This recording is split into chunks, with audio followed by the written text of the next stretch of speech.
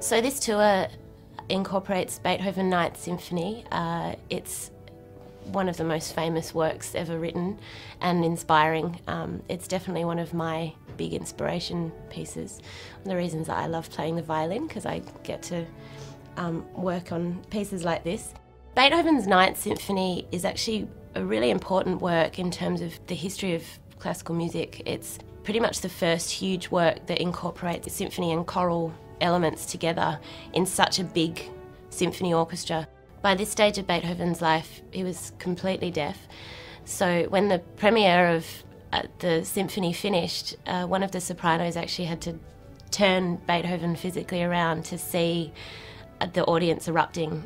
There was actually 5 standing ovations after the piece, and it was going to go on forever, so the police actually had to break it up, which I just think is fantastic. This particular symphony is the best way that I can think of to describe it is an epic mountain journey, I guess, which culminates in probably one of the most famous tunes that even non-musicians will instantly recognise, which of course is Ode to Joy.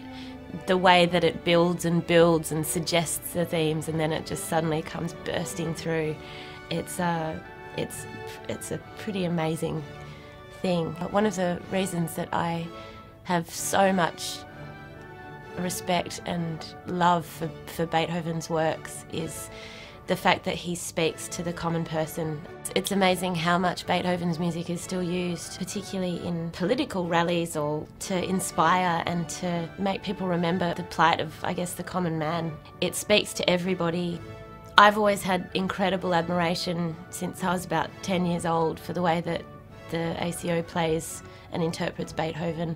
It's so fresh and it's so exciting, and I know that that translates incredibly well to the audience.